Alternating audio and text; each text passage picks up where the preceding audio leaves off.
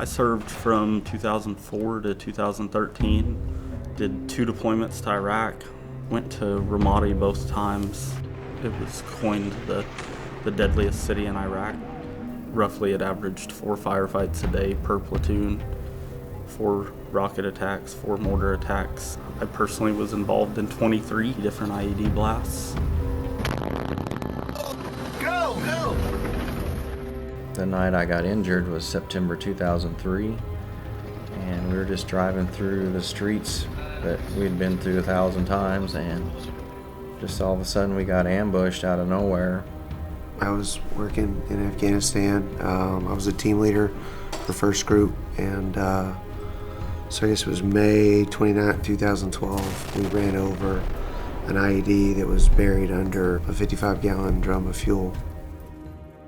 November 2012, I was leading a 6-man Special Forces detachment in southern Afghanistan. I come back from a raid one night, and my vehicle, lead vehicle, hit an IED that essentially ripped it in half. I was working in Afghanistan with some local forces, and then on April 4, 2012, our foot patrol was attacked by a suicide bomber. On July 2nd, 2010, an IED went off underneath Ed's truck. It killed the driver of his truck. They actually thought that Ed was dead in the truck, and the only reason why he's still here is because they had to pull him out to get to the other guys. And when they pulled him out, he regained consciousness and started screaming. We were coming out of an area that's known for roadside bombs. We ran over 3 or 4 155 millimeter artillery rounds. It blew about an 8-foot hole in the ground. We ran, right over it. It ended up killing my driver and injured the other 2 Marines in the vehicle. I was flying Cobras in the Marines at the time, and in May of 2007, I was injured in a friendly fire mishap in the country of Jordan.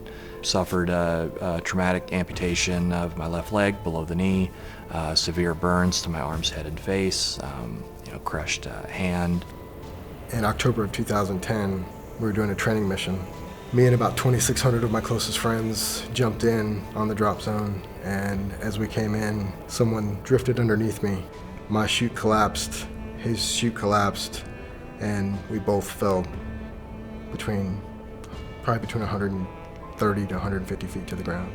It was a 13-year-old male with 25 pounds of RDX, which is a commercial-grade explosive wrapped around his body, covered in ball bearings, quad dipped in poison, and killed a lot of my friends. I was the closest person to the explosion that lived. On the 3rd time that I was in a rollover and got ejected, and I hit my head pretty hard, and the impact caused an artery in my neck to dissect. So I had a stroke. During that patrol, walking through a field, and I stepped on an IED, an improvised explosive device, which resulted in my left foot gone immediately, and my right leg was just ripped open. Face was burnt, lost part of my finger, just a lot of stuff happened. All their focus was on the second Humvee, and I was driving, and a grenade landed between my feet and just took off the right leg and messed up my left leg pretty bad, and my left arm. So I just kind of bailed out of the Humvee and landed on the sidewalk. The best and worst part about it was he was the only medic. But he was a diligent medic, and he trained all of his guys on tourniquets. So the gunner from the truck in front of them put the tourniquets on his legs and saved his life. So when it exploded, it sprayed the truck with gasoline and burned everybody pretty badly. It was a Tuesday evening. I got a call from his battalion commander. He notified me that Bragg had been injured pretty badly, that they weren't sure if he was going to make it. Our interpreter passed away. He was sitting behind me, and then everybody else in the truck was burned to some degree. I think I was burned probably the worst of the group. About 50% of my body, what they call full thickness or 3rd-degree burns. We were left out there for probably about 20 minutes by ourselves. My medical bag was shredded, and I had one guy passed out, another guy that was passing away, another one with his eardrums blown out, and he couldn't hear me, so I'm trying to give him directions. Hey, watch that way, I'll watch this way. And I remember all the gunfire and explosions still going on, and I was just thinking, they're gonna come and kill me any second. And I couldn't flip over. I was just scared, didn't know what to do because my legs didn't work. At that point, I had asked God, I said, please don't let me die over here. I'll do whatever you want. They didn't notify me of his injuries until 5 hours later, even though we were on the same base, doing the same job, because he actually died 3 times in the ER before they got him to the OR. They didn't want to notify her that I had been wounded in action and then have to amend that to I was killed in action. Yeah. When they did finally notify me, they said that we would be lucky if he made it 24 hours. My neck was fractured in 4 places. My back was fractured in 9. I had shattered my left femur so bad, it was a spiral fracture that I'd possibly lose my leg. I didn't know I had a TBI. 36 hours later, the phone rang, and it was in the middle of the night. It was 4 in the morning, and it was him. It was PJ, and he was like, "I'm messed up. I'm messed up," and he just said it over and over. It's the grace of God who's alive. Things got real crazy, right after the explosion. Local Afghans thought I was an Afghan. Trying to help, they dragged me away. They took me to their hospital. They told me what had happened, and so I just did sit down, started crying. I ended up making it back to this Norwegian camp in the back of a taxi cab by myself, and just try to hang on for life. And then I heard my guys, and they picked me up and flipped me over, put a tourniquet on, and threw me in the truck, and we got out of there. And then during that minute or two, I heard them radioing back to headquarters. Somehow, some way, the radio transmission got interrupted by a Black Hawk pilot just flying by, and she said, "If you clear the intersection right there," he said, "I'm right above you. I'll pick him up and go to the hospital right now." And that stuff never happens. She was not in our unit, or how she even heard our cryptid code back. I don't know how you. So that was God, and that's like she was my angel.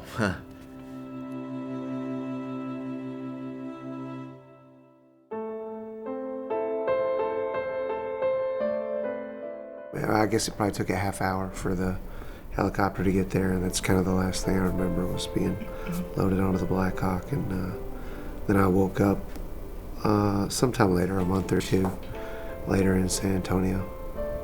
Next memory would be waking up in Landstuhl, Germany. I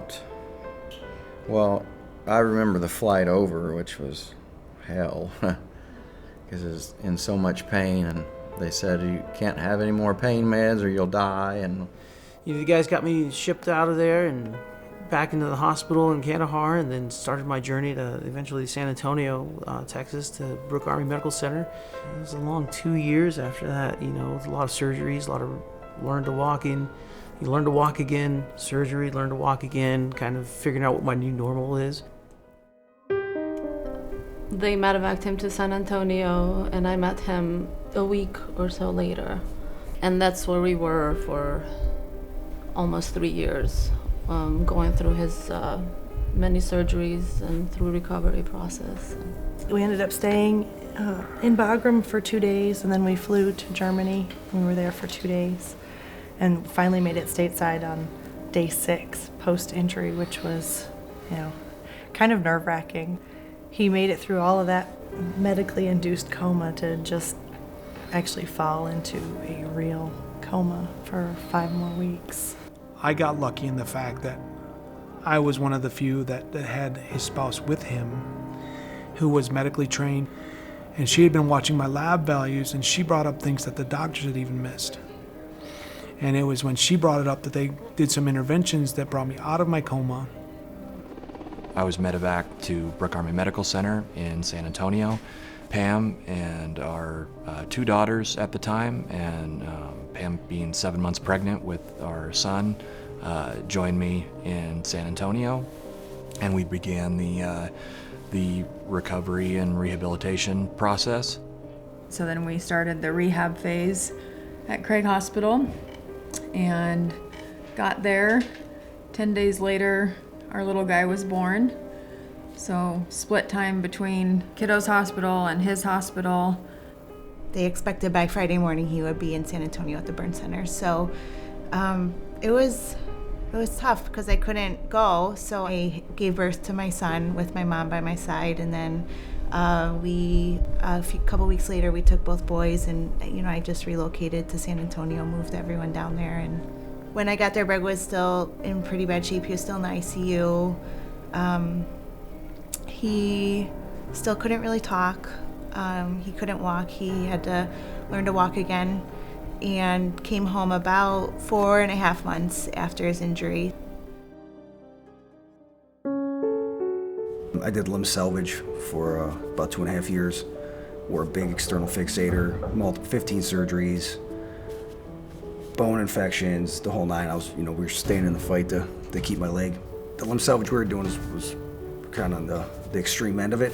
I wore the Taylor spatial frame for 22 months. Ended up in Walter Reed Army Hospital in DC, where I stayed for 13 months, rehab and surgeries. I tried to save that left foot, and I kept it for 5.5 years before I ended up cutting it off. So that was a battle all its own. 3 years and 3 months in the various cycles of surgery and recovery and rehabilitation. We had baby number 4 while we were there in San Antonio. Then in 2010, I was medically retired from the Marine Corps, closing one chapter and opening another. January of 2015, that's when we did the elective amputation, and it was a great day. I mean, it was great. I was a lot lighter, in 2 kinds of ways. After Jeremy amputated, it really was like a weight lifted off maybe both of our shoulders. Breg really was like another small child. He could only walk, so his arms were kind of locked out into a straight position, and his hands hadn't done what they call woken up, so his hands were in really bad condition. So we basically were inseparable for the next year. I drove him, I fed him, I dressed him, I bathed him. Basically like all the normal things that you take for granted in life, I did for Breg. During the initial phase to save his life, they removed half of his skull because of the swelling. So the plate was put back in on his head during his inpatient time. And shortly thereafter, he was discharged, and we continued outpatient therapy through Craig Hospital for another 6 months. And then went back to North Carolina and continued 5-day-a-week therapy for another 2 years. I think losing my leg actually probably saved our marriage, because I don't know, what might have happened before that. Nothing will compare to what we've been through and how it made our marriage grow. I've never regretted it, and we've been moving forward since. His physical recovery will be ongoing forever. He's got several complications. The obvious is the bilateral above knee amputations, but he's also had 2 spinal cord injuries. He's had 2 strokes, so there will always be some recovery, some gain, and then some loss throughout the rest of his life. It's a give and take, kind of like the marriage. We go back and forth, and we always hope for good days. We always hope for moving forward instead of taking a step backwards.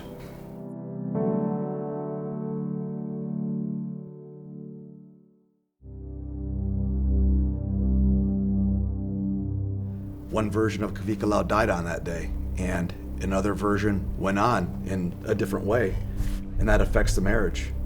And when something like that happens, 2 forks in the road, right? I think it's one of those events that will either cement a couple or rip them apart. one or the other? I think every marriage has their challenges, but throw in the military, the injuries, and then the children. So it's just, it's hard to balance all of them. You have your regular marriage, and then you bring in prosthetics and PTSD and the VA and all of this other mess.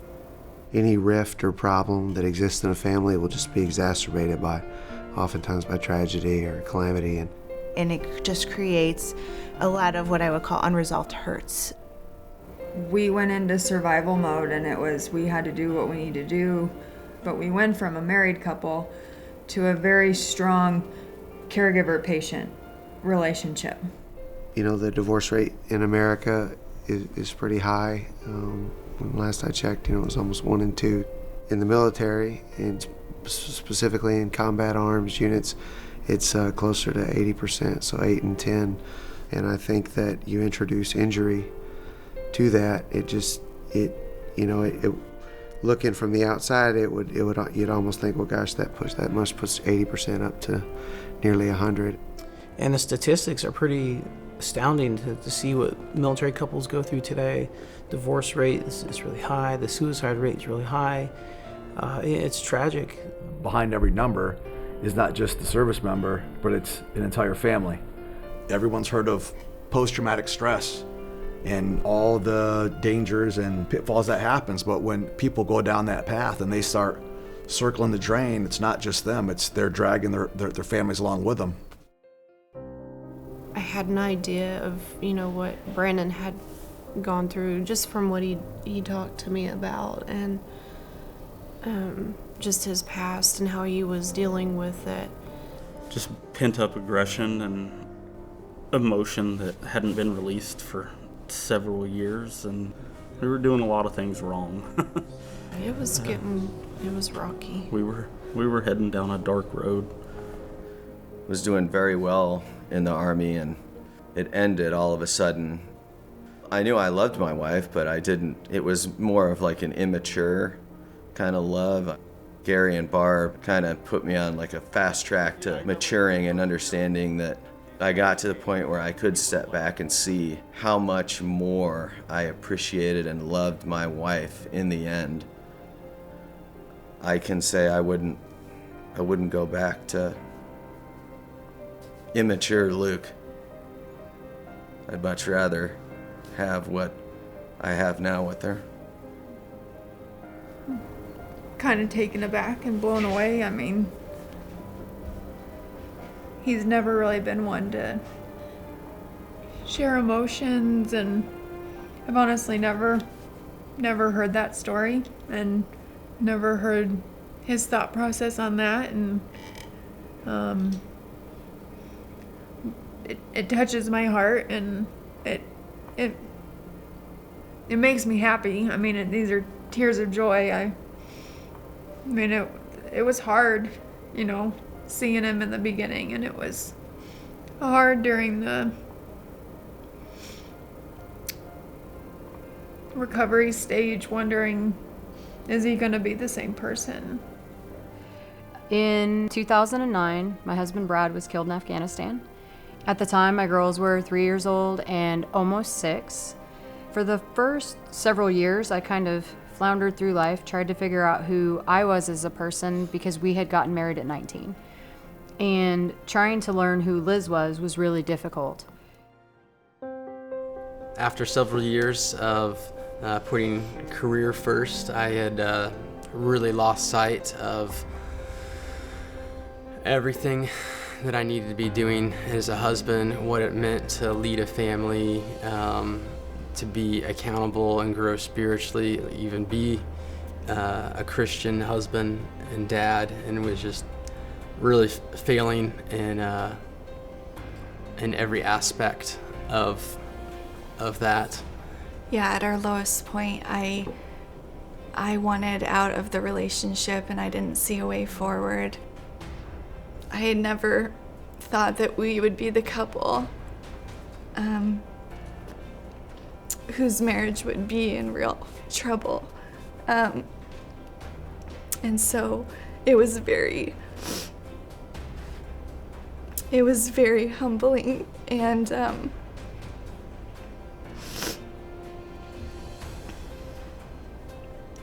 once you are at rock bottom, there's nowhere else to go but up. And Dr. Gary and Barb were there to grab our hands and pull us up, and we're so grateful.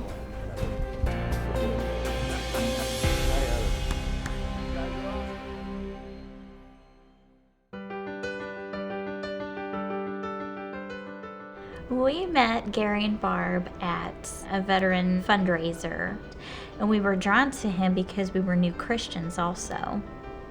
We were learning what it was like to have a Christ-like marriage and to base your marriage off of Christ. He called us one night and said, "What do you think about starting our own group and helping wounded warrior marriages?" This community that the Rosbergs have built is incredible. I know I wouldn't share, I wouldn't allow myself to be vulnerable with any other, in any other setting, but they've assembled such a tribe here of people that have walked some of the same trails in the same place. We've spilt blood of the same soil, and you can't find that in almost any other circle. And I think one of the best things about this group, for me, is that the women in the room know exactly what it's like to be a military wife and constantly dread the phone call, that your husband's hurt or wounded in action or killed in action. Yeah, everybody's a military couple, but I mean, like, I'm a widow. There's, some paraplegics, there's some PTSD, there's all of these other elements that are going on. Some of the other ladies were active duty wives. Some of them have children that are very, very small and trying to work through injuries. And so we all have a lot of resources that we can share as well. What's special about our community is you had, these folks in Special Forces, they all got hurt. It was pretty bad. The wives stayed. They all had young children. We formed a bond that Gary and Barb, almost like a garden, have nurtured and weeded and taken care of. I was maybe hard-hearted and really, going through life. I've been so successful and good at everything that is supposed to be challenging that I don't need any help. I don't need God. I don't need any of what a lot of people, base their lives on. And I was fine believing that, and I never would have come to accept Jesus if my wife hadn't found Gary and Barb and connected like this and softened my heart up. And I was a non-believer, and since then my life's turned around, and I've came to realize that I got hit with a bolt of lightning for a reason, and I think that reason was to bring us here and make us stronger. Yeah, absolutely. Yeah, to bring us here. Because without this, we wouldn't be here, and we wouldn't have met the people we met. And another thing that I love about this organization is that it's Christian. I was raised as a Muslim, so I came to Christ soon after his injury, bringing Christ in the marriage and put that in the center, and then that will, everything, you look at it in a totally different way. Greg was always very involved in the Christian faith, and I was raised Catholic my whole life. We both were believers, but Christ wasn't with us as a couple, and it definitely wasn't really something that we shared with our children. I know that was our first year coming here. Neither one of us really felt worthy to be a part of this group. There's so many people out there that have worse injuries and things. We didn't communicate very well, and the Rosbergs have really helped us with that. Yeah. There's no doubt we wouldn't be where we are today without them, or this group. This is our third year with Dr. Gary and Barb, and every year I come, I find out, wow, I wish I'd known this sooner. I wish I'd known how to communicate better. Every year we have the retreat, we have another one of those moments where we're like, this is why, and this is how we improve, and we get better and better every year. This organization, Dr. Gary and Barb, they are helping to facilitate post-traumatic growth in a Christ-centered way, upward spiral. Through a lot of help that they provided, I can honestly say I'm a better version of myself now. Not physically, right, but spiritually, mentally, and emotionally. There's just a sense of belonging and just being able to reconnect with everybody. We call this group our people because that's how we feel. They get us, we get them. There's no judgment, there's no drama, there's no mess. We're all just here to love up on each other. It's just worthwhile. And we appreciate that so much. It means so much to be able to work on our marriage in a way that it actually works. Getting in touch with God and community. It's absolutely humbling and amazing, and to have a community of people out there that don't know us support us in that. That care so much. Yeah, it's amazing. That's pretty awesome. Yeah, to the donors to make this happen is, we can't thank them enough. It truly is life-changing. I don't know if thank you really even covers it. It's you're truly saving lives and saving marriages. It really has saved our marriage.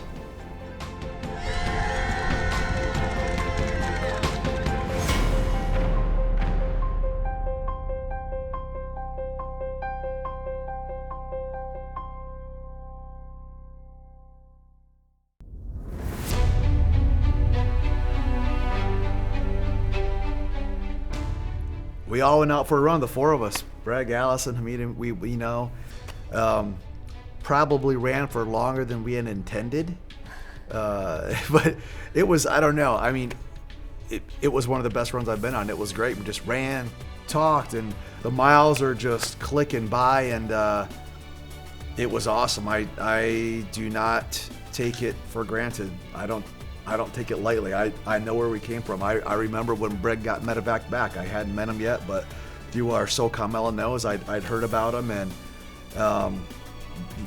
died twice on the operating table, and I'm thinking, man, I'm like, flash forward just a few short years, and we're out running in the hills of Texas together.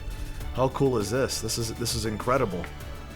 And our wives are great friends, and it was just, awesome.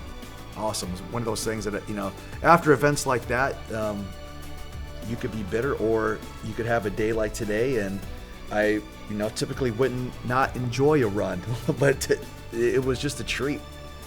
No other way to describe it. Back in San Antonio, none of us were really in, physically, we weren't in shape to exercise together, right? So it's almost like that part of us was gone. And, as time passes and you heal, it allows us to do something like we did today with that run, and we've never worked out together. It was a real treat, so I enjoyed it, and I don't usually like to run, so.